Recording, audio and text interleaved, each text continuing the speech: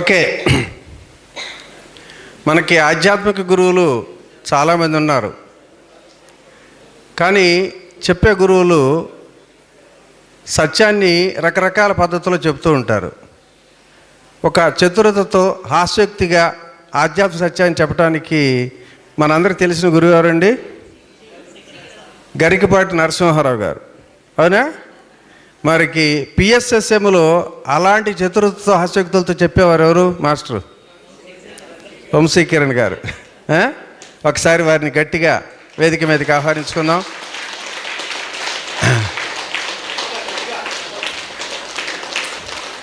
నాకు ఆయన చూస్తే చాలా జలసీ కలుగుతుంది. మనిషి చూస్తేనేమో 6 అడుగుల అజానుబాహుడు, 6'2", అదే 6 అడుగులు పైన అంటే దాటినట్టే కదా. మరి చూస్తేనేమో సినిమా హీరోలాగా ఉంటాడు. మేము కూడా అలాగే ఉండాలంటే మాకేమో ఎత్తు పెరగలేము, ఎత్తు పెరగటానికి సాధ్యం లేదు. కానీ ఆయనలాగా ముఖం అర్చిస్తూ ఉందామంటే వయసు ఒకటి వచ్చింది. మరి భక్తులు ఆయనకి ఎక్కడ కూర్చున్నా బెల్లం చుట్టూ ఏగల్లాగా ఆ రకంగా తిరుగుతుంటే, ఏంటబ్బా ఈయనలో ఏముందబ్బా ఎట్ట చుట్టూ తిరుగుతున్నారు, నన్ను ఒక్కడ బలగిరిచేవాళ్ళు లేడే అని చెప్పి నాకు చాలా జలసీ వేస్తూ ఉంటుంది. ఆ సత్యాన్ని ఏదో అడిగితే రహస్యం తర్వాత చెప్తానులే అన్నారు. సాయంత్రం లోపల నేను అది కూడా తెలుసుకొని ప్రయత్నిస్తాను. మరి చాలా అత్యద్భుతమైనటువంటి ఒక ఆధ్యాత్మిక సత్యాల్ని చాలా విలక్షణంగా వినూత్నంగా హాస్యోక్తులతో మరి వంశీ గారి యొక్క ప్రసంగాన్ని ఈరోజు ఆస్వాదిద్దాం. Thank you sir. ఏదేమైనా ఎంత హైట్ ఉండి ఎంత వైట్ ఉండి ఏం ప్రయోజనం? రామిరెడ్డి గారిలాగా మనం స్విమ్మింగ్ చేయలేము. ఆయన కృష్ణానది ఈ చివరి నుంచి ఆ చివరికి దడదడ ఈదేస్తాడు. మనమేమో గజీతగాళ్ళం. గజీతగాళ్ళు అని తెలుసా? గజం దూరమే ఇస్తారు, గజం దూరమే ఇస్తాం అనమాట. మరి రామిరెడ్డి గారు కృష్ణానదిని ఏం కాకుండా దాటేస్తారు. కనుక ఈ హైటు వైటు వెయిట్ కొంతవరకే, కొన్నిటికే. సీన్లోకి ఎంటర్ అయితే మరి ఆయనే hero, there is no doubt. చెప్పలు కొడదాం రామిరెడ్డి గారికి. సో మహావతార్ ఫౌండేషన్ వారికి కూడా చప్పట్లు కొడదాం, అభినందనలు. నేను లైవ్లో చూస్తున్నాను, రోజు అందరూ చక్కగా మాట్లాడుతున్నారు, అన్ని రకాల సబ్జెక్ట్స్ ఇస్తున్నారు. చాలా బాగుంది ఇది. పత్రికారు కోరుకుంది ఇదే, అన్ని రకాల సబ్జెక్టులు కోరుకుంటారు పత్రిసారు. ఇదొద్దు అదొద్దు, అది ఈ విధానం మన విధానం కాదు, అది వాళ్ళ విధానం, అట్లా అండ ఆయన. పత్రిసారు ఏం కోరుకుంటారో అది ఇక్కడ ఈ ప్లాట్ఫామ్ మీద జరుగుతుంది. అందుకు ఖచ్చితంగా వీళ్ళని మనం అభినందించాలి. కొంతమంది ఏమో ఇది విధానం అది కాదు ఇది కాదు అంటుంటారు. అన్ని విధానాలు వినండి. అయితే ఇక్కడ పెద్ద టాస్క్ మీకే,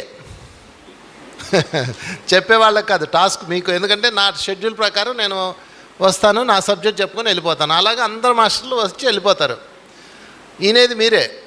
పొద్దున్న సాయం దాకా మీ బుర్రలో పెద్ద క్వశ్చన్ మార్క్ వస్తుంది.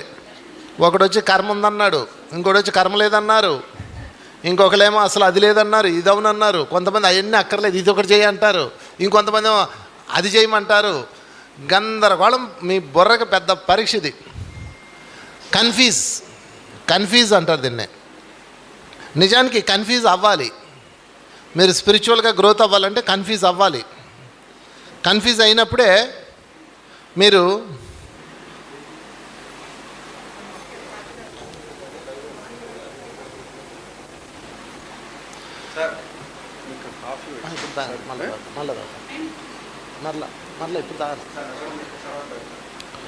సో కన్ఫ్యూజ్ అయి తీరాలి. అర్థమైందండి? మీరు ఆధ్యాత్మిక ప్రపంచంలోకి రాగానే ఫస్ట్ ప్రకృతి మీకు వెల్కమ్ చెప్తుంది, అర్థమయ్యేలా చేస్తుంది, చాలా సులువు అని చెప్తుంది. ఎప్పుడైతే ఆధ్యాత్మిక ప్రపంచంలోకి వచ్చి నిలదొక్కున్నారో ఇక మిమ్మల్ని అదేదో అంటారు కదా, చెడుగుడు ఆడుకుంటుంది, అన్ని పరీక్షలు పెడుతుంది, అన్నిట్లో నిలబడాలి మీరు. ఏ ప్రకృతి అయితే మీరు ఆధ్యాత్మికలో రావడానికి సహకరించిందో అదే ప్రకృతి మీరు ఇది విడిచిపెట్టి పారిపోయేలా చేస్తుంది. అందుకని పిఎస్ఎస్ఎం మూమెంట్లో ఎవరు ఎంత కాలం ఉంటే వాళ్ళు అంత గొప్ప మాస్టర్. ఎంత సాధన, ఎంత ఎన్లైటైన్మెంట్ అయిన తర్వాత ఫస్ట్ ఎంత సీనియర్ అయితే వాళ్ళంత గ్రేటు. ఇన్నాళ్ళు ఉన్నారా ఇల్లు అని. అందుకని సీనియర్ మాస్టర్లు అందరికీ ఒకసారి గట్టిగా చెప్పలు కొడదాం. ఎందుకంటే ఇట్స్ డిఫరెంట్ గురువు పత్రి గారు. మీరు అనుకున్నట్లు ఉండడు, ఒక డిఫరెంట్ మాస్టర్ అనమాట. ఆయనే అనుకుంటే ఆయనతో ఉన్న మాస్టర్లు అందరూ అంతే. మీరు మీ యొక్క ఊహల్లో, మీ యొక్క భావనలకు అందరు వాళ్ళు. మీరు ఎలా అనుకునే లోపు అలా ఉంటారు, అలా అనుకునే లోపు ఎలా ఉంటారు. సో ఇదంతా ఒక ట్రాన్స్ఫర్మేషన్ కోసం జరిగే చర్యలు. దీన్ని ఏమంటారంటే ట్రాన్స్ఫర్మేషన్ అంటారు. మొత్తం మీరు ట్రాన్స్ఫర్మేషన్ అవ్వాలి. అందుకని అందరు గురువులు తినండి, అందరు గురువులు తినాలి, అన్ని నాలెడ్జ్లు తీసుకోవాలి. మీకు ఏ నాలెడ్జీ కనెక్ట్ అయితే ఆ నాలెడ్జీ పట్టుకొని దాన్ని డెవలప్ చేసుకోండి. అంతేగాని ఇది తప్పు, ఇదే కరెక్టు, ఇదే విధానం రైటు, ఆ విధానం తక్కువ, ఈ విధానం ఎక్కువ అన్నారంటే మీరు జీరోలో ఉన్నట్లు లెక్క. మీరు ఎప్పుడు స్పిరిచువాలిటీలో వాడకూడని ఒకే ఒక పదం ఏంటి చెప్పనా అండి? గొప్ప అన్న పదం వాడకూడదు. ఇది గొప్పది అన్న పదం వాడారంటే మీ స్పిరిచువాలిటీ జీరో అని అర్థం.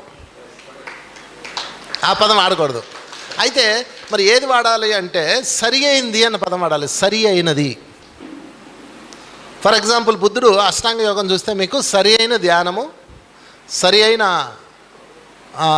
ఆచరణలు ఇవన్నీ ఉంటాయి అన్నమాట. సరి అయిన అన్న పదం ఉంటుంది. సరి అయిన అంటే సమ్మక్కో అని పాలి భాషలో. సరి అయిన అంటే ఇట్స్ సూటబుల్ ఫర్ మీ అని అర్థం. ఇప్పుడు ఒక విధానం ఉందండి, ఆ విధానంలో నీకేది సూట్ అయింది అది తీసుకో. ఆనాపానసతి ధ్యానం మనకు సూట్ అయింది. ఎందుకు సూట్ అయింది? మొదటకే మనం సంసారంలో ఉన్నాం, ఇల్లు పిల్లలు వ్యవహారాలు చూసుకుంటూ ఉన్నాం. అంటే మనం సులువుగా అయిపోవాలి, చాలా సులువుగా అవ్వాలి. మనకి మన జీవితానికి అడ్డు రాకుండా ఉండాలి. అది మనకు సూటబుల్. అందుకని ఆనాపానసతి ధ్యానం సరి అయిన ధ్యానము. గొప్ప ధ్యానం అన్న పదం వాడకండి దయచేసి. సరి అయిన ధ్యానం మనకు సరి అయింది అది. మేము ఒకసారి హిమాలయాలు వెళ్ళాము. అక్కడ ఒక పెద్ద సాధకుడు ఉన్నాడు, పరమ సాధకుడు. ఆయన అవన్నీ జటాలు పెంచుకొని అలా తపస్సు చేసుకుంటాడు.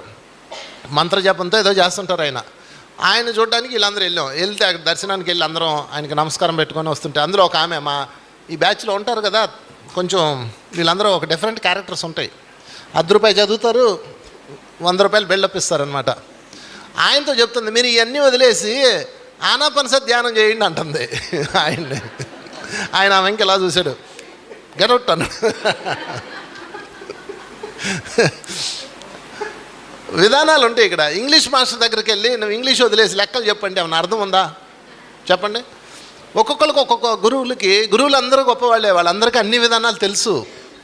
వాళ్ళకు ఒక ప్రాజెక్ట్ ఇవ్వబడుతుంది, ఒక మిషన్ ఇవ్వబడుతుంది. ఆ మిషన్ వాళ్ళు చేయాలి.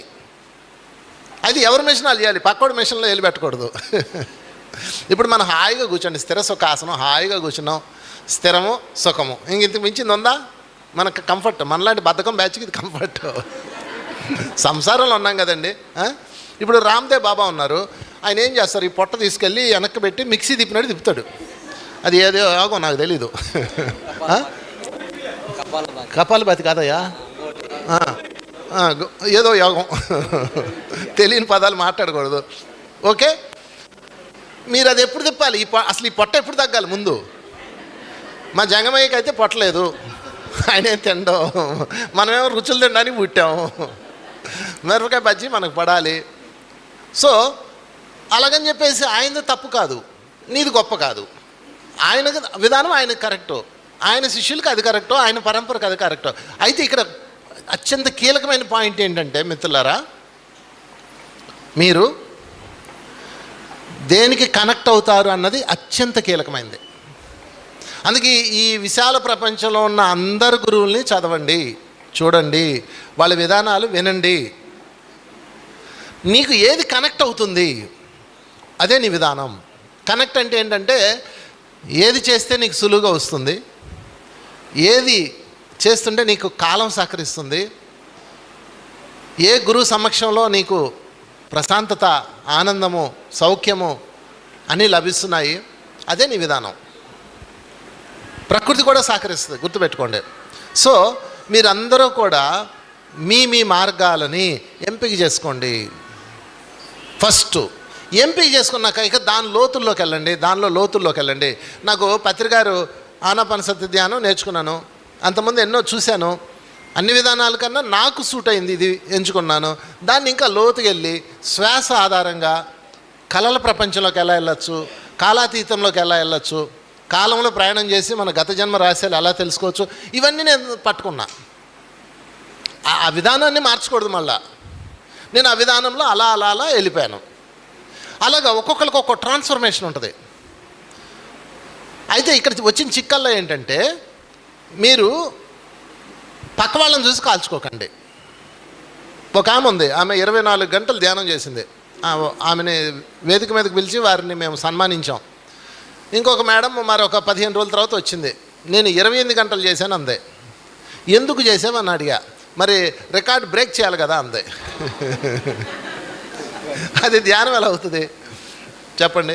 కనుక మిత్రులారా, నేనేం చెప్తానంటే, ధ్యానం అంటే చేసేది కాదు, ధ్యానం అనుభవించేది. ధ్యానాన్ని అనుభవించండి అంతే. ఇప్పుడు కూర్చున్నారు ఇక్కడ మీరు అందరూ ధ్యానం చేస్తారు ఒక అరగంట. It's only training period.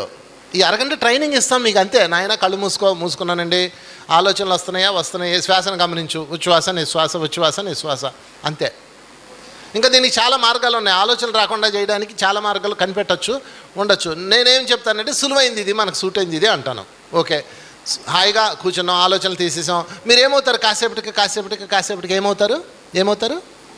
నిశ్చలమైపోతారు, కోనేరులో అయిపోతారు. మళ్ళీ ఎవరో కుర్చీ కదిలిస్తారు, సౌండ్ వస్తుంది, మళ్ళీ ఆలోచనలు స్టార్ట్ అవుతాయి. ఈ విధంగా మీ ఆలోచనలను మీరు కంట్రోల్ చేసుకుంటూ ఒక కోనేరులా మారిపోతారు. ఆ కోనేరు పేరే సమాధి. అది పతంజలి చెప్పింది. ఆసనము, ప్రాణాయామం, ప్రత్యాహారము, ధారణ, ధ్యానం, సమాధి.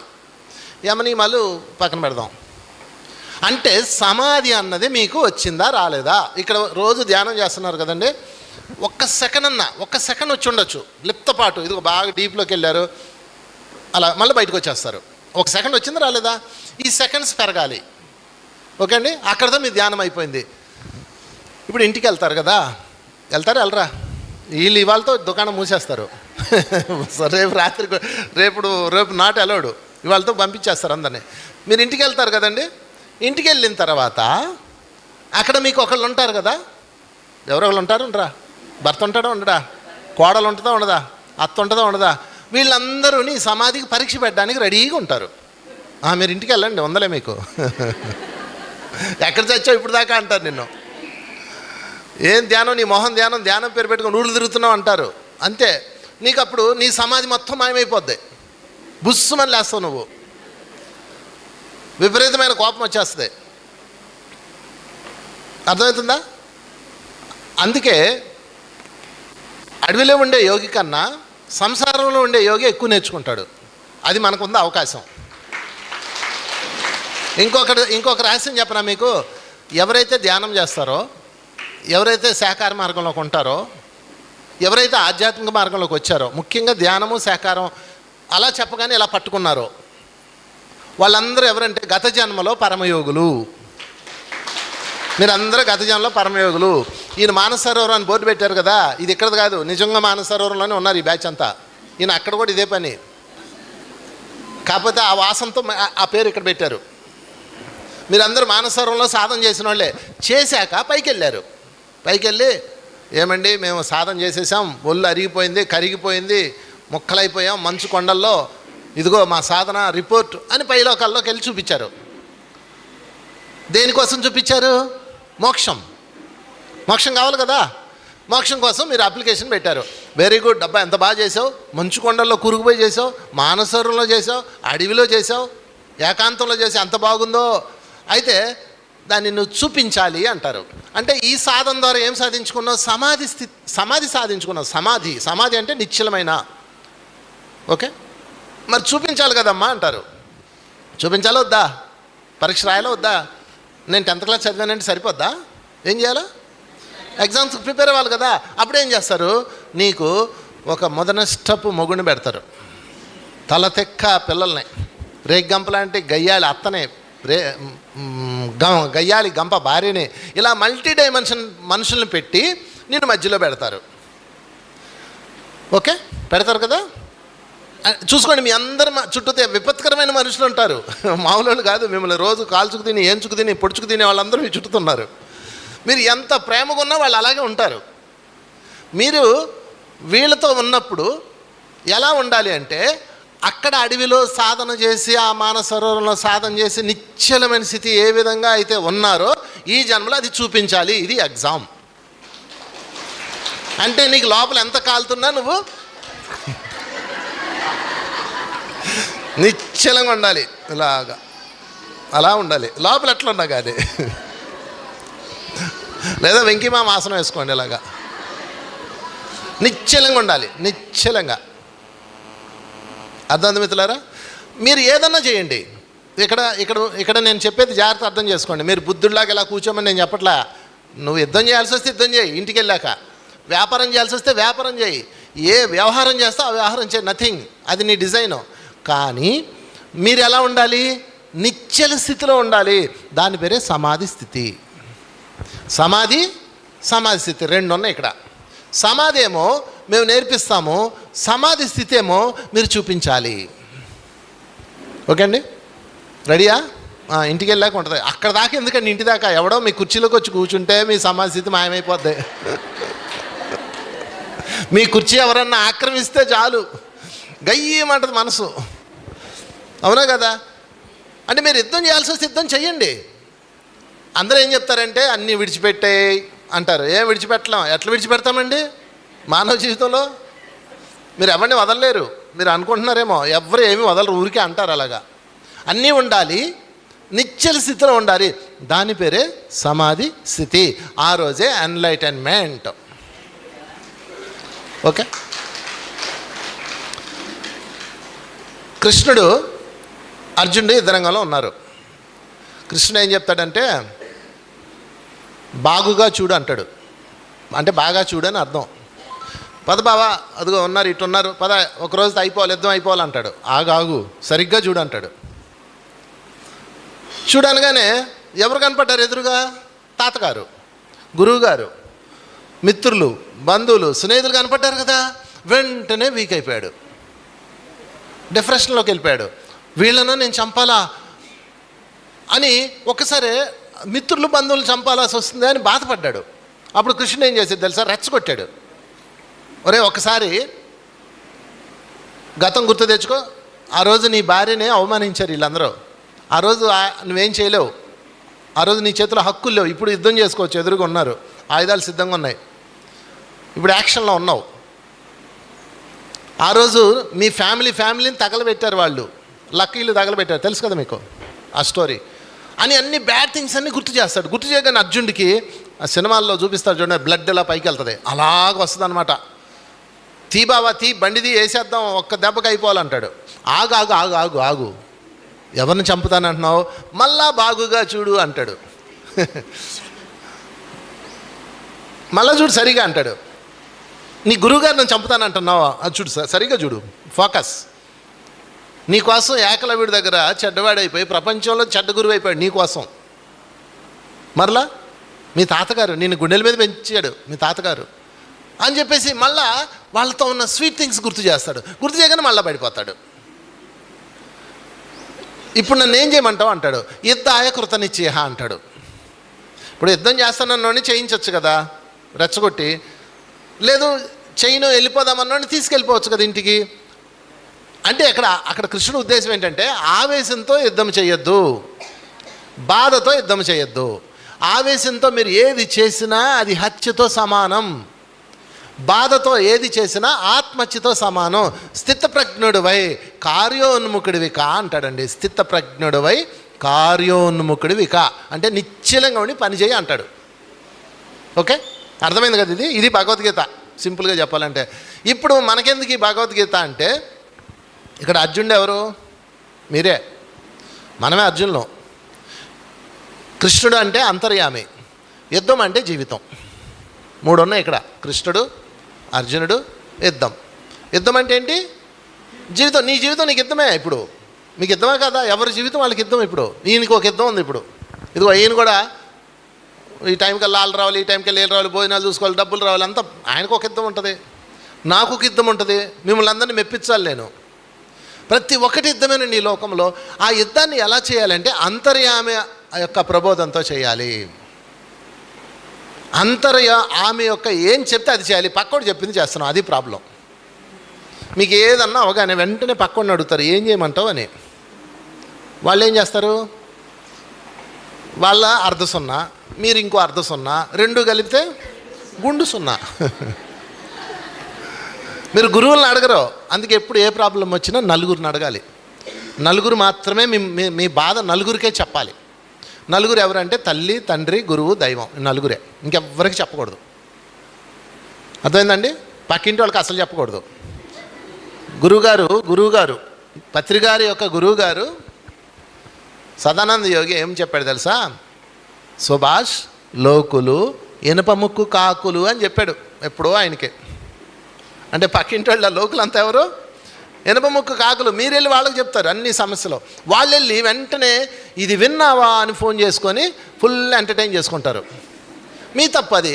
అందుకని నలుగురికే షేర్ చేసుకోవాలి. నలుగురి దగ్గరే మీరు సలహా తీసుకోవాలి. తల్లి, తండ్రి, గురువు, దైవం. అయితే ఇప్పుడు తల్లి, తండ్రి భౌతిక ప్రపంచంలో ఉన్నారు. ఒకప్పుడు ఆధ్యాత్మికలో ఉండేవాళ్ళు తల్లిదండ్రులు. ఎక్కువ తల్లిదండ్రులు ఆధ్యాత్మిక వ్యక్తులే. జనక మహారాజు ఎలాంటి ఆధ్యాత్మిక వ్యక్తి? సరే, ఈ తల్లిదండ్రులను పక్కన పెట్టేద్దాం కాసేపు. వీళ్ళు భౌతిక ప్రపంచంలో ఎక్కువ ఉన్నారు. ధ్యానం చేస్తే ఓకే. ఆధ్యాత్మిక వ్యక్తులు కానప్పుడు వాళ్ళను పక్కన పెట్టండి. మరి ఎవరికి చెప్పాలి? గురువు, దైవం. ఓకే, గురువుకి చెప్పాలి. అయితే ఇప్పుడు భౌతిక ప్రపంచంతోనే గురువులు కూడా ఉన్నారు. అది కూడా నేను చూస్తున్నా. ఎవరన్నా వచ్చి చెప్తే వెంటనే వాళ్ళు కూడా దాన్ని మిస్గైడ్ చేయడమో మిస్యూజ్ చేయడమో జరిగిపోతుంది. అందుకని గురువుని కూడా పక్కన పెట్టేసుకోండి. మీకు బాగా ఆ గురువు ఎన్లెటెడ్ గురువు, హయ్యర్ డైమెన్షన్ అయితే మీరు షేర్ చేసుకోవచ్చు. పత్రికారు లాంటి గురువులకైతే మేము చెప్పేవాళ్ళం, వెళ్ళి గురుగారు ఇదిగో ఎలాంటి ప్రాబ్లం ఉంది, ఏం చేయాలంటే ఆయన ఓకే ఎలా చేయని చెప్పాడు, అంతే. అలా చెప్పచ్చు. అంటే గురువు తన కంఠంలో దాచుకోవాలి, అలాంటి గురువుకి చెప్పచ్చు. తెలుసు కదా, శివుడు ఇక్కడ ఏం దాచాడు? విషం. ఎవడన్నా వచ్చి మనకి ఏదైనా చెప్పగానే మనం వెంటనే ఇట్లుంచి కక్కేయకూడదు. దాన్ని ఇక్కడ పెట్టుకొని కరిగించేయాలి. అంటే మీరు తీసుకోకూడదు, బయట వాడికి ఇవ్వకూడదు. ఎవడో ఒకడు వచ్చి బాధ చెప్తాడు, అన్న నా పరిస్థితి ఎలా ఉందో, మా ఇంట్లో ఇలా జరిగింది, మా అమ్మాయి ఎలా చేసింది, నా భార్య ఎలా చేసింది, నా భర్త ఎలా చేశాడు, ఏదో చెప్పుకుంటారు. మనుషులన్నీ నాకు చెప్పుకోకుండా ఉంటారా? చెప్పుకోగానే మీరేం చేయాలి, మనం ఏం చేయాలి? శివుడిలా మారిపోవాలి. ఆ శివుడు వాళ్ళు చెప్పిన దాన్ని మనం ఇంకొకరికి ఇవ్వకుండా ఇక్కడ దాచిపెట్టాలి.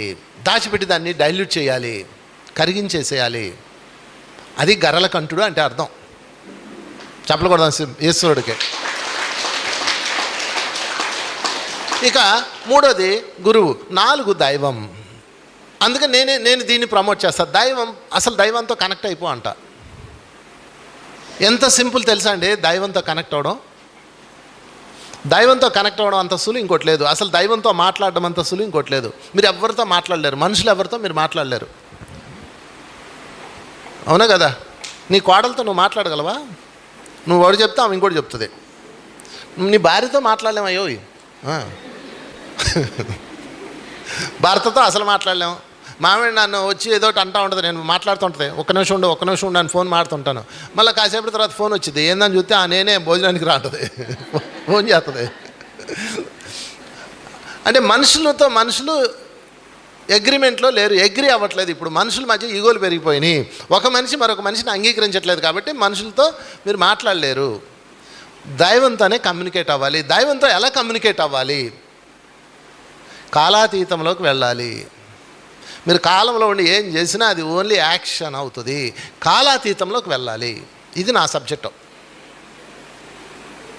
కాలంలో మీరు ఏమన్నా చేసుకోండి. కాలంలో మీరు అన్ని భౌతిక జీవితాన్ని నిర్వహించుకోవాలి, ఆరోగ్యం కోసం చేయాలి, ఇవి తినాలి అవి తినాలి. బోల్డ్ అంతమంది మాస్టర్స్ గురువులు చక్కగా గైడ్ చేస్తున్నారు, అది ఓకే. నా సబ్జెక్ట్ అంటే కాలాతీతం. కాలాతీతంలో ఏం జరిగిందో తెలుసుకొని నువ్వు కాలంలోకి తీసుకురావాలి. కాలాతీతంలో అలైన్మెంట్ చేసుకొని కాలంలో మార్చుకోవాలి.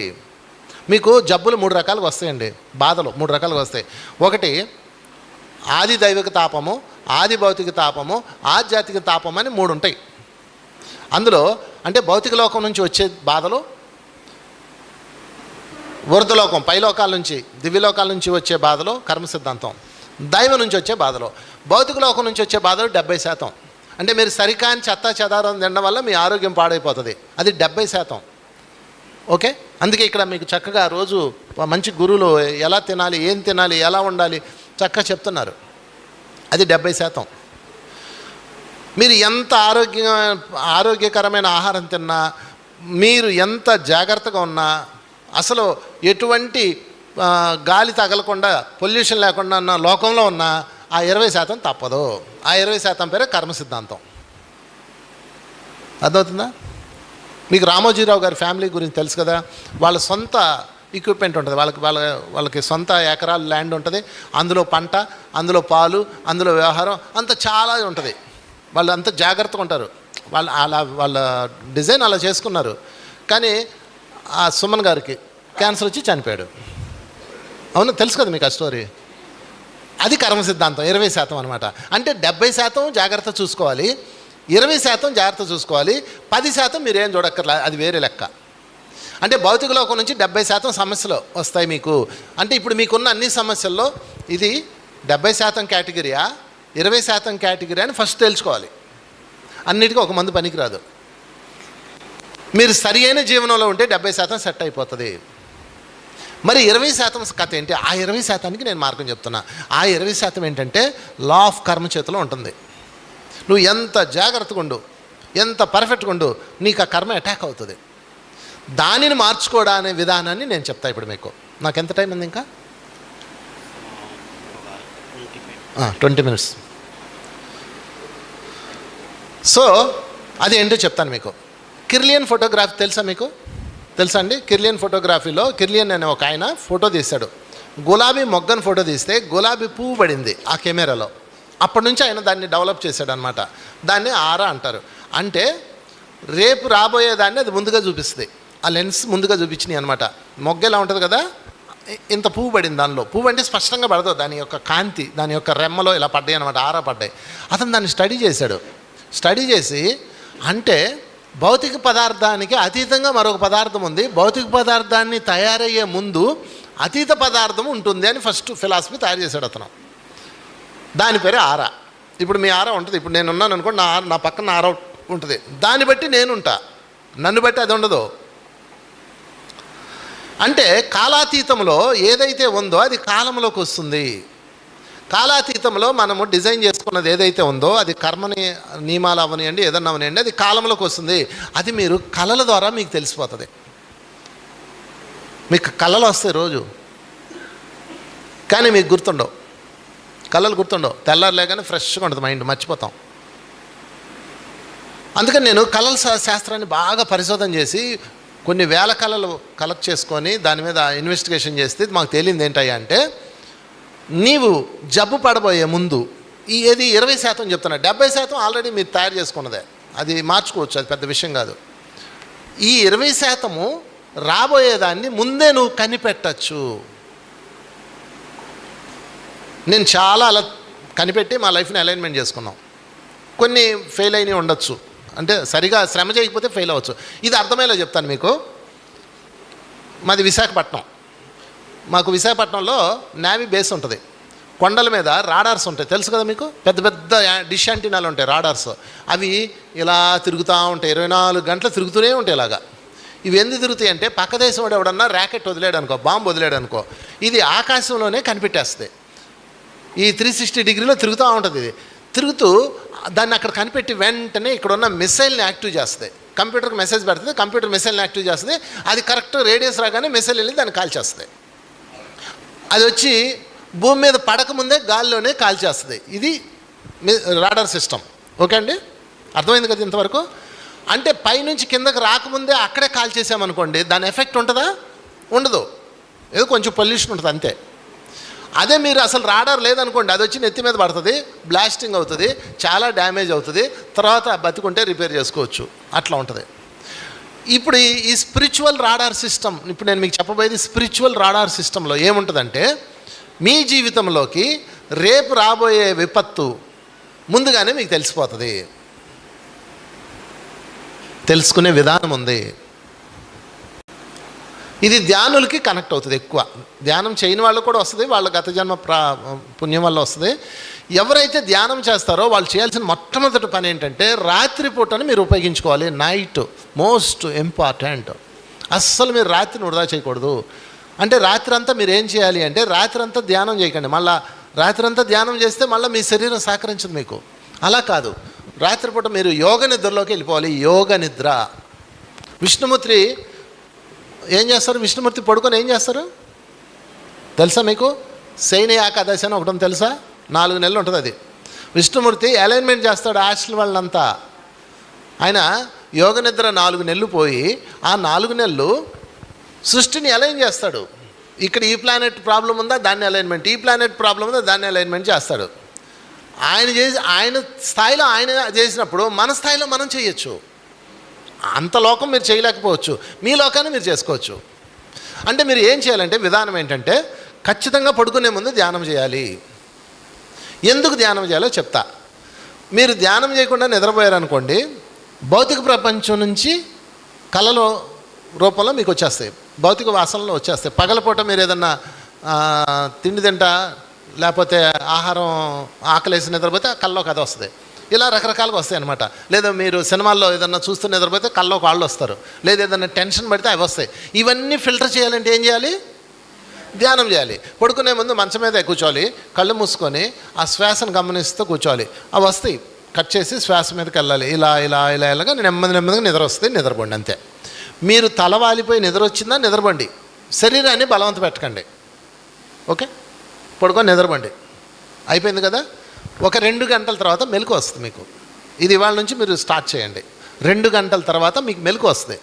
ఎందుకు మెలకు వస్తుందంటే, మీ శరీరానికి ఎంత శక్తి కావాలో అంత తీసుకున్నాక మీకు మెలకు వచ్చేస్తుంది.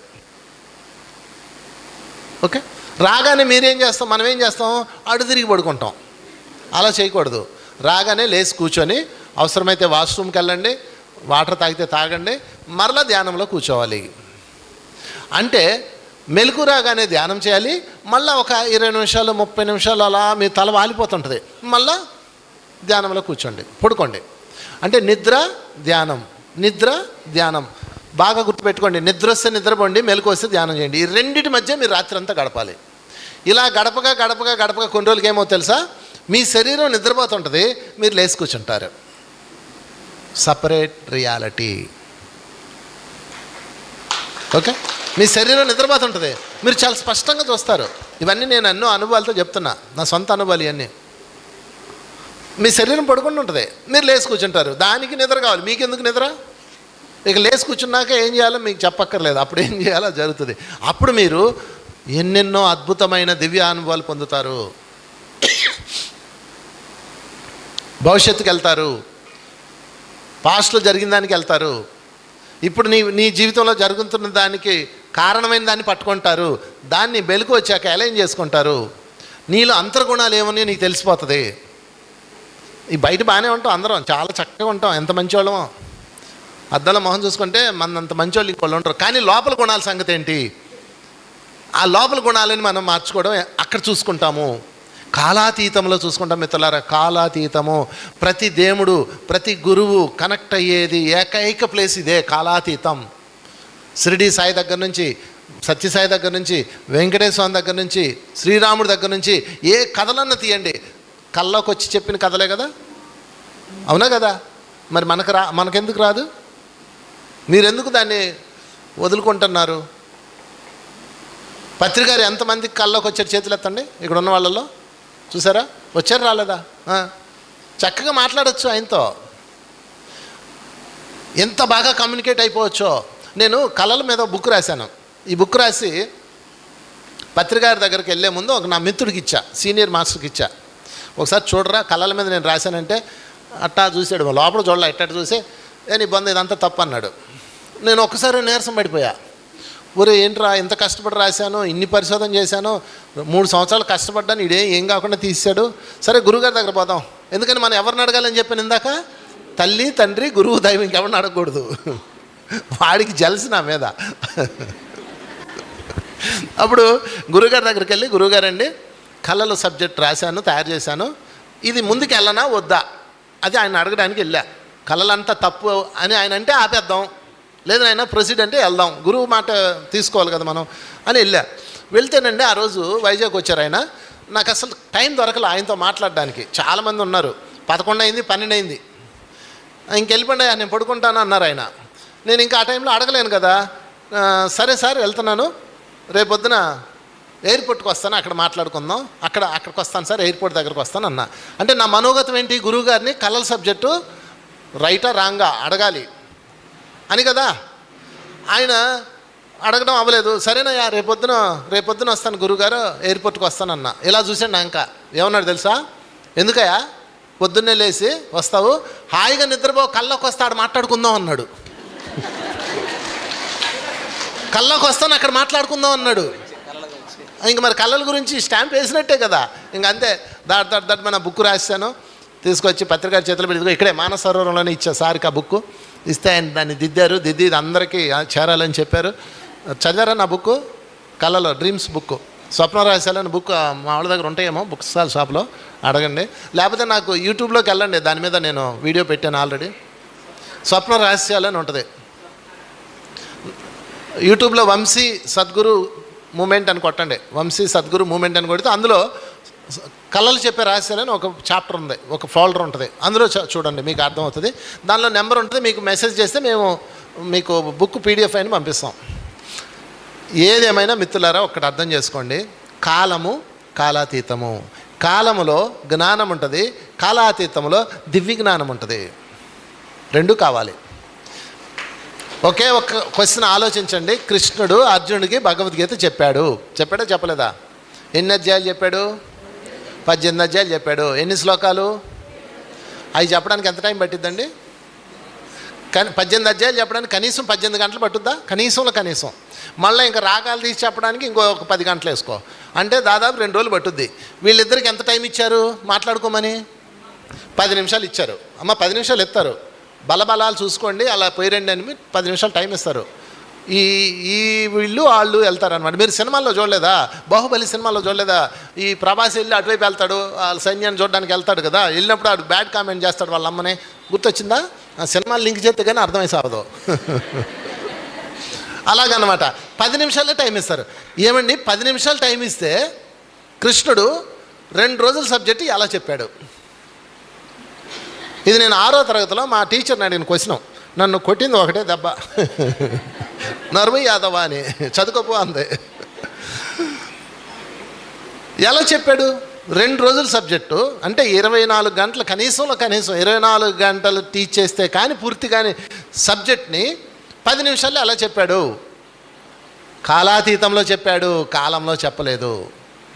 అది మనకు అర్థం కావాలి కాబట్టి సినిమాల్లో ఇలా అంటాడు, కాలం అంతా ఆపేసినట్టు చూపిస్తారు.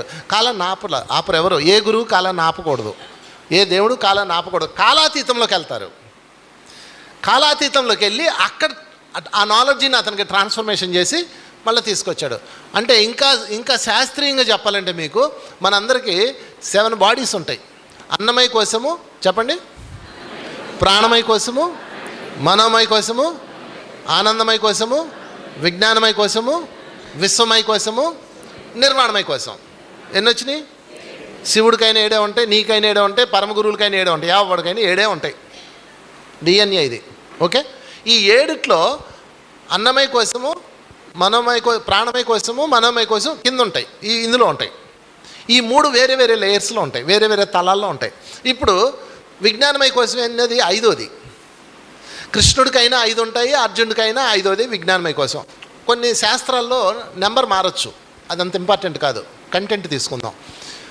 అంటే అర్జునుడికి ఈ 3 కాలంలో ఉంటాయి, ఈ 3 కాలంలో ఉంటాయి. మీరు ఈ 3తో దీన్ని జాగృత అవస్థ అంటారు. ఇప్పుడు మీరు నిద్రపోయారు అనుకోండి, ఈ 3 దాటి వెళ్తారు, ఆనందమయ కోశంలోకి వెళ్ళిపోతారు. అందుకే మీకు కాలం గడిచినట్టు తెలియదు, అప్పుడే తెల్లారిందా అంటారు. అవునా కదా? అలాగనమాట. సో ఇక్కడ కృష్ణుడు ఏం చేశాడంటే 1 2 3 4 5 కృష్ణుడు 5th బాడీలో ఉన్న భగవద్గీతామృతాన్ని అర్జునుడి యొక్క 5th బాడీలోకి త్రో చేశాడు. అంటే అతను 5th బాడీలోకి తీసుకెళ్ళి ఇచ్చేశాడు.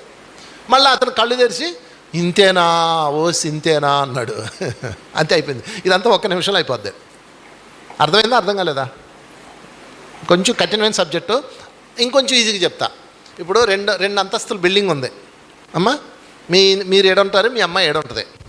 5వ అంతస్తులో మీరున్నారు, యువతలో అపార్ట్మెంట్ 5వ అంతస్తులో మీ అమ్మాయి ఉంది. పక్క అపార్ట్మెంట్లో ఎంత గ్యాప్ ఉందో, 10 అడుగులు గ్యాప్. మీరు గారెలు వండారు, గారెలో. ఇప్పుడు అర్థమైంది బాగా. ఈ గారెలో మీ అమ్మాయికి ఇవ్వాలి, ఎలా ఇస్తారు? కిందకి వెళ్ళి మళ్ళీ వాళ్ళ ఇంట్లో లిఫ్ట్ ఎక్కి పైకి వెళ్ళి వాళ్ళు అదొక పద్ధతి, టైం పట్టిద్ది.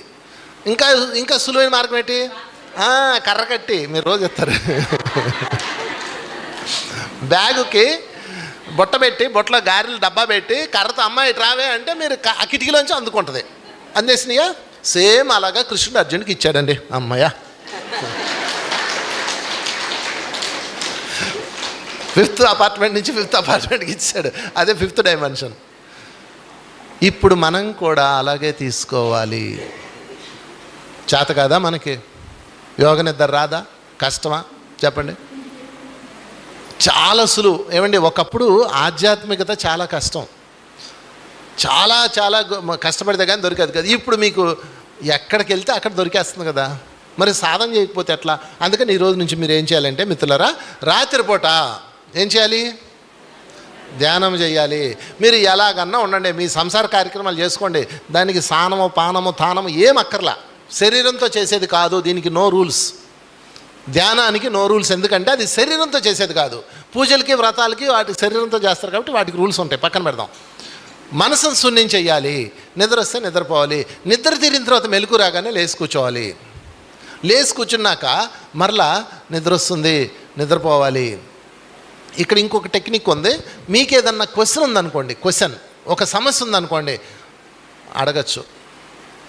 ఓ అనంత విశ్వమా, నేను ఈ బాధ అనుభవిస్తున్నానంటే నేను చేసింది ఏంటి, నాకు దారి చూపించు అని అడగండి. మీరు ఎవరిని అడగాలో కూడా మీకు కళల రూపంలో వచ్చేస్తాయి. కొన్ని వేల కళలు నా దగ్గర ఉన్నాయి. ప్రాక్టీస్ చేయండి. అయితే ముందే చెప్పాను, నిద్ర ధ్యానం కూర్చోవాలి. అయితే ఎందుకైనా మంచిది, మీ ఇంట్లో వాళ్ళకి చెప్పండి, అయ్యా నేను మధ్యరాత్రి లేచి ధ్యానం చేస్తానని చెప్పండి. ఎందుకంటే ఒక ఆయన నాకు ఫోన్ చేసి అయ్యా మీ శిష్యురాలు చూడు ఏం చేస్తుందో అని నాకు ఫోటో పెట్టాడు. ఫోటో చూస్తే ఆమె ఏం చేస్తుంది, ఈ రాత్రిపూట ధ్యానం చేయమని చెప్పాను కదా, మంచం మీద కూర్చొని చేయొచ్చు కదా, ఇంత చేసి ₹10 ధ్యానానికి ఎంత కష్టాలు పడతారో. ఈ ఎంతసేపు చేస్తాం? ఒక అరగంట చేస్తాం, నిద్ర వస్తే పడుకోవచ్చు కదా. వెళ్ళి వాళ్ళ ఇంట్లో కిటికీ ఉంటుంది కదా, కిటికీ అందులో కూర్చొని చేస్తుంది. మరి పడ్డరా? అందున ఈ మానవుడు పాపం మధ్యరాత్రిలో ఎందుకో లేచి ఇటు చూస్తే ఇలా కూర్చుందామా, కిటికీలు అటువైపు ఏమో లైటింగ్ ఉంది, ఇదేమో చీకటే. వాడు ఒకసారి టారుకున్నాడు.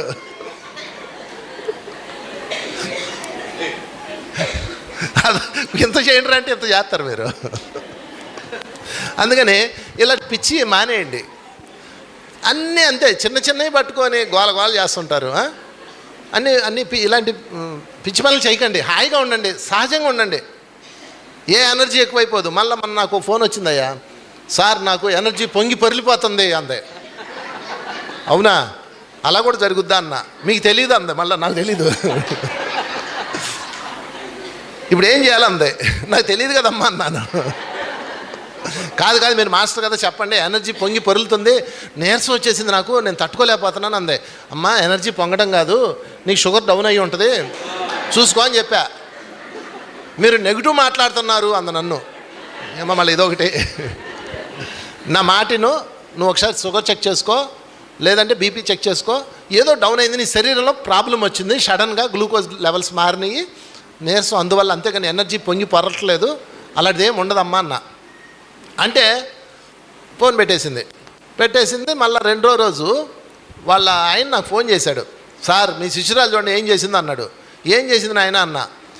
నేను చెప్తే వినలేదు కదా, ఆనందం మనం ఇలా చెప్తే అప్పుడు ఒప్పుకోడు కదా. మళ్ళీ వెంటనే ఇంకో గురువుకి ఫోన్ చేసింది, సార్ నాలో ఎనర్జీ పొంగి పొరిలిపోతుంది అని చెప్పింది. అవునమ్మా అదంతా భూమికి పంపించే అన్నాడు. భూమికి ఇచ్చే అన్నాడు. ఈమెం చేసింది, రాత్రి అంతా ఏం చేసింది తెలుసా, పెరట్లోకి వెళ్ళి గొయ్యి దవ్వేసి ఆ గోతిలో చెయ్యి పెట్టేసి అలా కూర్చుంది తెల్లారులు. వాళ్ళ ఆయన నాకు, ఏం సార్ ఇలా పిచ్చదైపోయింది అన్నాడు. ఒరే బాబు నాకు సంబంధం లేదు.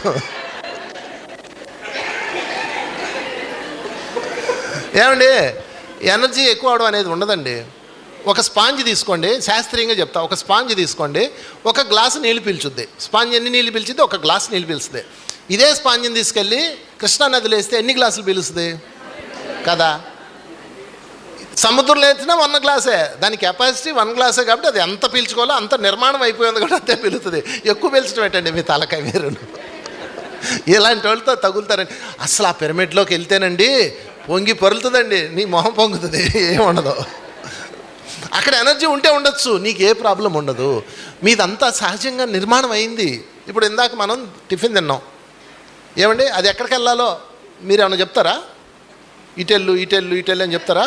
పోనీ అది ఎలక్ట్రోల్ అవ్వాలా, గ్లూకోజ్ అవ్వాలా, న్యూట్రల్ మీరు ఏమన్నా చెయ్యాలా? పోనీ అది ఏమన్నా అరగడానికి మీరు ఏమైనా తిప్పాలి? ఇలాగా అక్కర్లేదుగా, ఆటోమేటిక్ కదా. ముద్ద మెంగడం దాకే మన పని. మింగిన తర్వాత అది ఏం అవ్వాలి, ఏం అవ్వకూడదు, ఎటు రావాలి, ఎటు వెళ్ళాలి అంత లోపల నిర్మాణం ఉంది. దీని పేరు క్రియాయోగం. గుర్తుపెట్టుకోండి, దీని యోగాన్ని ఏమంటారు? ఆటోమేటిక్గా జరిగేదాన్ని క్రియాయోగం అంటారు. మనం ఏదన్నా చేస్తే జరిగేదాన్ని కర్మయోగం అంటారు. ఇది డెఫినేషను, క్రియా అండ్ కర్మ. ఓకే, ఇప్పుడు లోపలికి వెళ్ళింది ఆటోమేటిక్ జరిగిపోద్ది. అలాగే ధ్యానం చేయడం వరకే మీ పని. కళ్ళు మూసుకోవటం, శ్వాసను గమనించడం, ఆలోచనలు ఆపడమే మీ పని. ఆ తర్వాత అది ఏమవ్వాలో అది అవుతుందండి. మీకెందుకండి ఈ చక్రం యాక్టివ్ అయిద్దా, ఈ ఏం చెప్తాంలే. మొన్న ఒకళ్ళ ఇంటికి వెళ్తే ఇదిగో ఇలా కూర్చుంది అమ్మా. నాకు అర్థం కాదు, ఎందుకే ఏమన్నా పైల్స్ ప్రాబ్లమా అని అడిగా. మూలాధారాన్ని యాక్టివ్ చేస్తున్నా అంది. ఓసిని మూలాధారం మండ.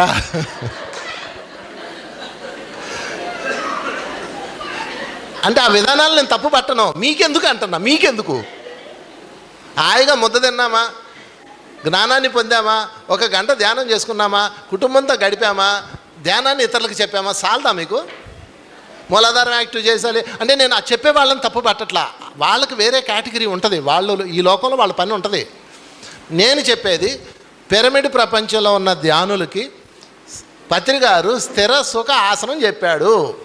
హాయిగా కూర్చోండి. మళ్ళీ ఎంత మంచి మాట చెప్పాడు తెలుసా? స్థిరం అంటే ఏంటి? కదలకూడదు. సుఖం అంటే ఏంటి? హాయి కూర్చోబ్బా, ఇటు కూర్చో, నిన్ను ఎవడు అడిగాడు? నిటారుగా కూర్చో, ఏమి రూల్ లేదు. కూర్చోవాలనిపిస్తే కూర్చో. నేను నిటారు కూర్చుంటాను, కాసేపు నడ్డి నొప్పి పెడుతుంది, ఇంకా ధ్యానం ఆపేయాలా? కూర్చో. శరీరంతో చేసేది కాదు ధ్యానము, గుర్తుపెట్టుకోండి. మళ్ళీ చెప్తున్నా, మనసును శూన్యం చేయడానికి చేసేది ధ్యానము. శరీరానికి రూల్స్ యోగాలో ఉంటాయి, ప్రాణాయామాల్లో ఉంటాయి, క్రియాయోగాల్లో ఉంటాయి, రూల్స్ ఉంటాయి, అక్కడ ఉంటాయి. దీనికి రూల్స్ లేవు. నేను చెప్పేది కేవలం ఆనాపానసతికి సంబంధించిందే చెప్తున్నా, మిగతాది నాకు సంబంధం లేదు. అలా వాళ్ళని తక్కువ చేసి అట్లవుతుంది. కాబట్టి వాళ్ళ విధానాలు చాలా గొప్పవి ఉన్నాయి. మీకు సూట్ అయింది, సులువైనది స్థిర సుఖ ఆసనమే. ఆసన జయము పతంజలి మహర్షి చెప్పేశాడు ఎప్పుడో. స్థిర సుఖ ఆసనమే ఆసన జయం. వాళ్ళు కూర్చుంటారు, ఈ కాలు ఇటు పెట్టి 2 రోజులు కూర్చుంటాడు. ఇట్లా మీరు కూర్చోండి చూద్దాం. ఎందుకండి మనకు రాని విద్యలు? హాయిగా ధ్యానం చేసుకుందాం. మన టార్గెట్ జ్ఞానము, గుర్తుపెట్టుకోండి. మన టార్గెట్ జ్ఞానము. పాల సముద్రం చిలికినప్పుడు ఆఖరి టార్గెట్ ఏంటి? లాస్ట్ ఏంటి? అమృతం, అమరత్వం. పాల సముద్రం చిలికినప్పుడు మొట్టమొదటి హలహలము, ఐరావతము, తర్వాత కామధేనువు, కల్పవృక్షము, లక్ష్మీదేవి. దేవతల టార్గెట్ ఏంటి? కామధేనువా? ఆరోగ్యమా? కోరికలా? వరాలా? జీవితమా? అమృతం. మృత్యో మృక్షియ మా అమృత. అమరత్వాన్ని ఇచ్చేదానికోసం వాళ్ళు చిలికారు. చివరికి వాళ్ళ టార్గెట్ అది. మీ టార్గెట్ ఏంటి? అమృతం అంటే జ్ఞానము. మన టార్గెట్ ఏంటి? జ్ఞానము. ఇవన్నీ కూడా మనకు కావాలి, అవసరం, దైనందిన జీవితం కావాలి. కాబట్టి కొంచెం చేసుకోండి. ఇదిగో ఇక్కడ మా శివ ఉన్నాడు, క్రియాయోగం చెప్తాడు, చక్కగా అంతర్ముఖ ప్రాణాయామం చెప్తాడు, చేసుకోండి. ఇక్కడ ఇదిగో మాస్టర్ గారు ఉన్నారు, నేను మీ ఫ్యాన్ అయ్యా, నేను మీకు నమస్తే. ఆయన నవ్వుతూ చెప్తారు. ఆయన సబ్జెక్ట్ చాలా విన్నాను నేను, ఫుల్ నవ్వులే ఆయన క్లాసు. అలా చెప్పాలి, నవ్వుతూ చెప్పాలి, నాకు అది ఇష్టం. వారు చెప్తారు ఆరోగ్యం కోసం ఏం తినాలి, ఏం తినకూడదు అన్నీ తీసుకోండి. మరి శరీరం అనేది ఉంది కదా, శరీరానికి కావాల్సిన 70% వర్క్ మీరు చెయ్యాలి. మిగతాది కాలాతీతానికి సంబంధించిన ఫైనల్ ఏదో రోజు చర్యను విడిచిపెట్టాలా. మీరు ఎంత జాగ్రత్తగా పొదుపుగా దాన్ని కాపాడుకున్నా ఒకరోజు టింగమని వదిలేలా. మిగిలేదు ఎవరు? మనమే, అంటే చైతన్యం. దానికి సంబంధించిన జ్ఞానం మీద ఫోకస్ చేయాలి. అది pyramid spiritual society philosophy. Patriji ధ్యాన గురువు కాదు, పత్రిజీ ఎన్లైటెడ్ గురువు, ఎన్లైటన్మెంట్, చివరాఖరికి అక్కడికి చేరాల్సిందే. ఎవరైనా ఏ రంగం వాళ్ళు అయినా అమరత్వం వైపు రావాల్సిందే. కనుక మిత్రులారా, ఈరోజు నుంచి మీరు ఇవన్నీ చేయండి. శరీర పోషణకి, శరీర నిర్వహణకి. మన బండి నడవాలంటే, ఆత్మ నడవాలంటే ఇవన్నీ కావాలి కదా, చేయండి. బట్ మీ యొక్క ఫోకస్ ఎక్కడ ఉండాలి? అమరత్వం, ఎన్లైటన్మెంట్. అమృతం అంటే అది ఎన్లైటన్మెంట్, జ్ఞానం మీద ఉండాలి. అందుకే కృష్ణుడు వ్యాస భగవానుల వారు జ్ఞానమే మోక్షం అని చెప్పాడు. మోక్షానికి ఏం కావాలి? జ్ఞానము. ఓకే అండి, థ్యాంక్ యూ వెరీ మచ్. మరొకసారి మీ అందరికి అభినందనలు. అయిపోయిందా టైము?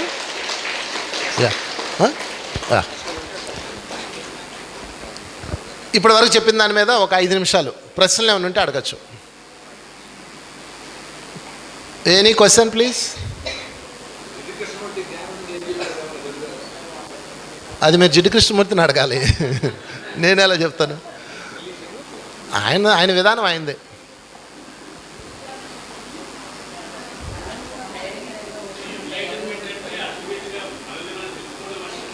కాదు ఫిజికల్ బాడీని తెలుసుకోవటం కాదు, బుద్ధి మనసు తెలుసుకోవటం కాదు, ఆత్మను తెలుసుకోవటం, ఆత్మ యొక్క స్థితులు తెలుసుకోవటం. ఇప్పుడు మీరు నాతో మాట్లాడుతున్నారు కదా, అది ఆత్మ. మీరు నాతో మాట్లాడుతుంది ఆత్మ, దేహం ద్వారా మాట్లాడుతున్నారు. ఓకే, అందుకని ఎన్లైటన్మెంట్ అంటే దివ్య జ్ఞాన ప్రకాశం. ఇది ఒక్క వాళ్ళలో చెప్పేది కాదు. ఇంకా సింపుల్గా చెప్తాను. పరమ గురువులు ఉన్నారు కదా, వాళ్ళందరూ ఎలా ప్రవర్తిస్తున్నారు, ఏ స్థితిలో ఉన్నారు మనం చెప్పుకుంటాం కదా. రమణ మహర్షి ఎంత గొప్పగా ఉన్నాడు, అదిగో ఈ సార్ చెప్పారు, జిడ్డు కృష్ణమూర్తి ఎంత గొప్పగా ఉన్నారు. అది ఎన్లైటన్మెంట్ స్థితి. దాన్ని మనం పొందాలి అని మీకు మీరు చెక్ చేసుకుంటే వెళ్ళచ్చు. వాళ్ళ లక్షణాలు మనలో తీసుకోవాలి. అమ్మ మీరు ఏంటి చెప్తున్నారు?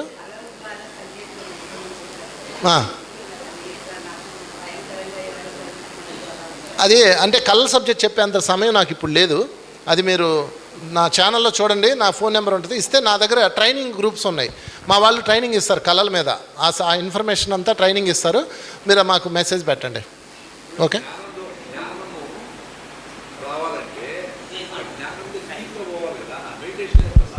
జ్ఞానము మెడిటేషన్ వల్ల రాదు, అనుభవం వల్ల వస్తుంది. అనుభవమే మెడిటేషన్ ఎందుకు చేయాలంటే బుద్ధి వికసించడానికి. బుద్ధి వికసించిన తర్వాత అనుభవాన్ని తీసుకుంటుంది, అప్పుడు అది తీసుకోదు. ఇప్పుడు ఫర్ ఎగ్జాంపుల్ ధ్యానం ఎందుకు చేయాలి అంటే శక్తి కోసం ధ్యానం చేయాలి. శక్తి వచ్చినప్పుడు ఏం జరుగుతుందంటే లోపల ఉన్న బుద్ధి వికసించడం ప్రారంభమవుతుంది. బుద్ధి ఎప్పుడైతే వికసించిందో తనను తాను పరిశీలించుకునే స్థాయికి వస్తాడు. సింపుల్గా చెప్తాను, నేనే ఉన్నాను. నేను ఒకప్పుడు, ఇక నేనే కదా వీళ్ళందరూ, ఒకప్పుడు మేమందరం దుర్మార్గంలోనే ఉన్నాం, మాంసమే తిన్నాం. మీరు తిన్నారు కదా ఇంతకుముందు, మేమందరం మాంసం తిన్నాం, మాంసాహారం. ఎప్పుడైతే ధ్యానం అప్పటికి చెప్పారు, మనకు చెప్పకలేదు, ఎవరో చెప్పే ఉంటారు. చిన్నప్పుడు గురువులు చెప్పి ఉంటారు, ఎవరో ఒక బ్రాహ్మణోత్తమం చెప్పి ఉంటాడు మాంసం తినద్దని, ఎవరికో అనేవాళ్ళం. మా ఫ్రెండ్ ఒకడు ఉండేవాడు, మాంసం తినకూడదురా అనేవాడు, నోరు మీరా పప్పుగాడివి అని వాడిని తిట్టేవాళ్ళం. ఎందుకు వినలేదు నేను అప్పుడు? నా బుద్ధి వికసించలా. ఎప్పుడైతే నేను ధ్యానం చేయడం ప్రారంభించానో పత్రికారి దగ్గరకు వచ్చాక ముందు ధ్యానం చేయన్నాడు, అంతే. No argument, no discussion, first ధ్యానం చేయి. ఎప్పుడైతే ధ్యానం చేశానో ఈ మనసు అన్న పొర మాయమవుతుంది, చైతన్యం యాక్టివ్ అవుతుంది. అర్థమైందండి? మనసు మాయమైపోద్ది. ధ్యానంలో మనసు మాయం చేస్తాం. ఈ మనసు ఎవరిది? సొసైటీ నుంచి వచ్చింది, మీది కాదు. అది కరిగిపోతుంది. ఎప్పుడైతే అది కరిగిపోయిందో బుద్ధి యాక్టివేషన్ వస్తుంది. బుద్ధి యాక్టివేషన్ అవ్వగానే చైతన్యం యాక్టివ్ అయిపోతుంది. చైతన్యం యాక్టివ్ అవ్వగానే తినాలో వద్దా మీకు తెలిసిపోద్ది. అప్పుడు అర్థమైంది. అప్పుడు దాకా అర్థం కాంది నేనే కదండి, మీరు ఎవరినన్నా అడగండి. ధ్యానం చేసేవాళ్ళు చేయకముందు ఎందుకు మాంసం తిన్నారు, చేశాక ఎందుకు మాంసం మానేశారు అంటే ఎవరు చెప్పలేదు అనుకున్నారు. చిన్నప్పటి నుంచి మీకు ఎవరో ఒకరు చెప్పారు తినద్దు అని. చెప్పిన కథలు ఉన్నాయి, చరిత్రలు ఉన్నాయి, ఎంతోమంది గురువులు చెప్పారు. మన బుర్రకు ఎక్కలా. ఎందుకు ఎక్కలా? చైతన్యం వికసించలేదు. చైతన్యం ఎందుకు వికసించలేదు? బుద్ధి వికసించలేదు. బుద్ధి ఎందుకు వికసించలేదు? దానికి కావాల్సిన అడ్డుగా ఉన్న మనసును మనం తీయలేదు. ఎప్పుడైతే మనసును ధ్యానం ద్వారా తీసామో ఒక్కసారి కనెక్టివిటీ వచ్చేస్తుంది.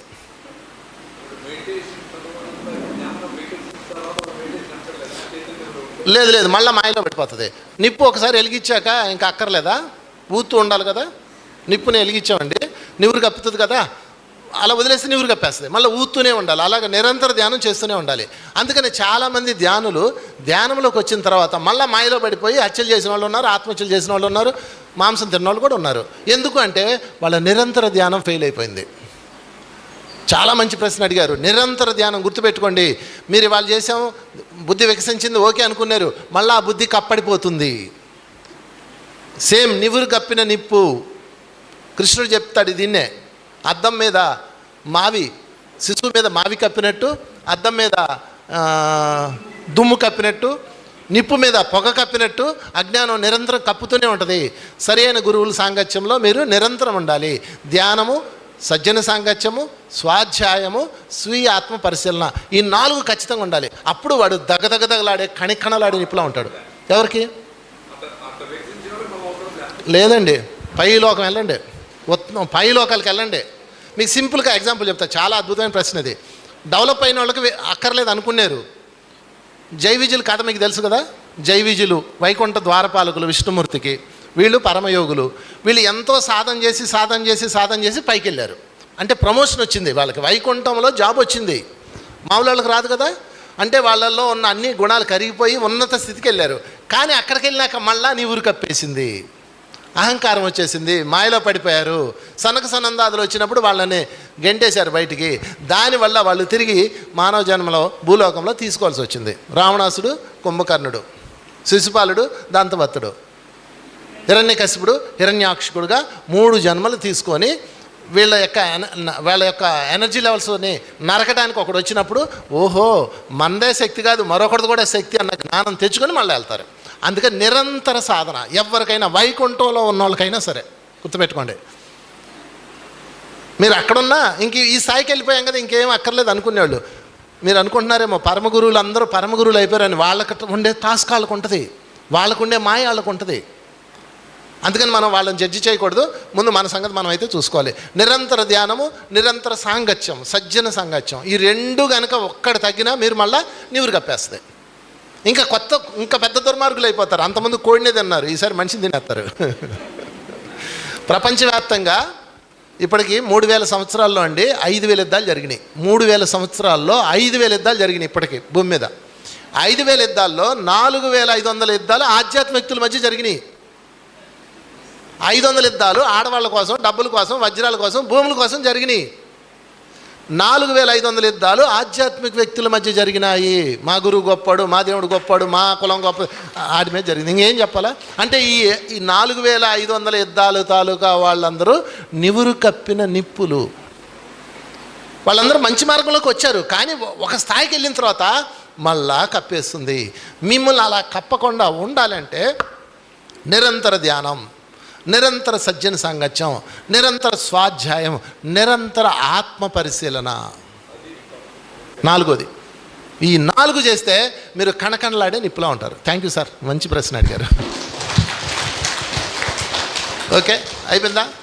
అడగండి. ఇప్పుడు చెప్పింది అదే, ఎరుకులో ఉంటే ధ్యానం అక్కర్లేదు. ఎంతసేపు ఎరుకులో ఉంటావు? నిన్ను ముంచే ఎరుకు ముందు పక్కన. నీ ఎరుకును కప్పెట్టడానికి అంతకన్నా పెద్ద ఎరుకు ఇంకోటి ఉంది. అందుకని ఈ 4 ఉండాలి. రైట్, థ్యాంక్ యూ అండి.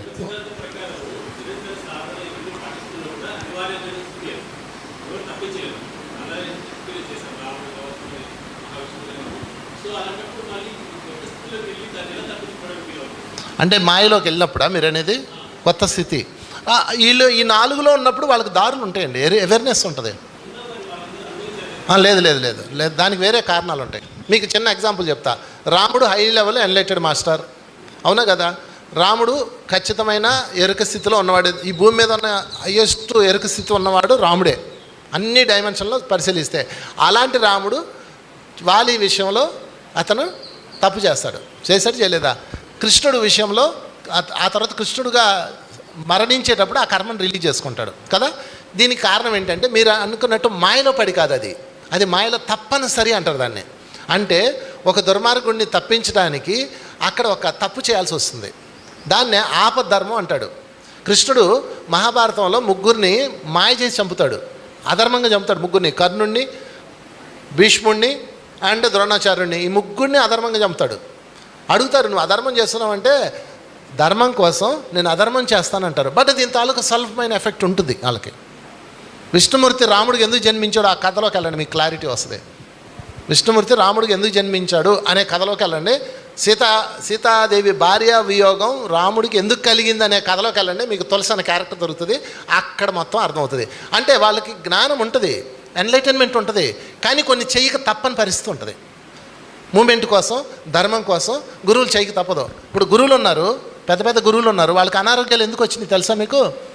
వాళ్ళు మూమెంట్ కోసం కొన్ని భరిస్తారు. ఆ భరించినప్పుడు దాని ఎఫెక్ట్ వాళ్ళ మీద పడుతుంది. ఎందుకంటే విశ్వనీయమే. అందుకే గురువులకు అనారోగ్యాలు వచ్చి వాళ్ళు డ్యామేజ్ అయ్యేది ఎవరి వల్ల అనుకున్నారు? మన దరిద్రాల వల్లే, శిష్యులు పెట్టే దరిద్రాల వల్లే ఆ గురువులకు ఎఫెక్ట్ అవుతారు. మరి ఎందుకు గురువులు ఎరుకులో లేరంటే ఎరుకులో ఉన్నారు, బట్ వాళ్ళకి కావాల్సిన టాస్క్ లోక కళ్యాణం కాబట్టి ఆ చెత్త మీద వేసుకుంటారు. మీరు అదేంటో గులాబీ పూలు కోయడానికి వెళ్ళారండి, ముళ్ళు గుచ్చుకుంటే గుచ్చుకోవా? మరి ముళ్ళు గుచ్చుకుంటే ఆయనకు కోయరు మానేరు కదా, అది సేకరిస్తారు కదా, అలాగనమాట. ఓకే, లోక కళ్యాణార్థం వాళ్ళు అలా చేస్తారు, ఎరుకు లెక్క కాదు, ఎందుకంటే వాళ్ళు గురువులు కాబట్టి. Thank you sir, thank you so much. అద్భుతమైనటువంటి ప్రసంగం ఇచ్చారు సారు. ఒకసారి జోరుగా చప్పట్లు సార్కి. సో మాస్టర్ గారు మీ అందరికీ తెలుసు, సో సద్గురు మూమెంట్ అని చెప్పేసి వెబ్సైట్ అంటే యూట్యూబ్ కూడా ఉంది, సద్గురు మూమెంట్ అని. ఆయన ప్రసంగాలు అన్ని దాంట్లో అద్భుతంగా ఉంటాయి. మీరు దాన్ని మరీ ఆ యూట్యూబ్కి వెళ్ళి సబ్స్క్రైబ్ చేసుకోండి, చూడండి అన్ని వీడియోస్, రకరకాల సబ్జెక్ట్స్. సార్ వచ్చేసి ప్రతి సబ్జెక్టు కూడా హాస్యభరితంగానే, అంటే ఓ పక్క హాస్యంగా ఉండగానే అంటే దాంట్లో ఎంతో జ్ఞానం ఇస్తూ ఉంటారు సారు. కాబట్టి ఆ వీడియోలు వినండి. సద్గురు మూమెంట్ అనేటువంటి యూట్యూబ్ ఛానల్ కూడా ఉంది, సో దాంట్లో చూడండి, ఇంకా ఎక్కువ జ్ఞానం కూడా మీరు తెలుసుకోవచ్చు. సార్ ఇంత అద్భుతం జ్ఞానం ఈరోజు ఇక్కడికి వచ్చి మా అందరితో పంచుకున్నందుకు మీకు ధన్యవాదాలు sir. Thank you so much.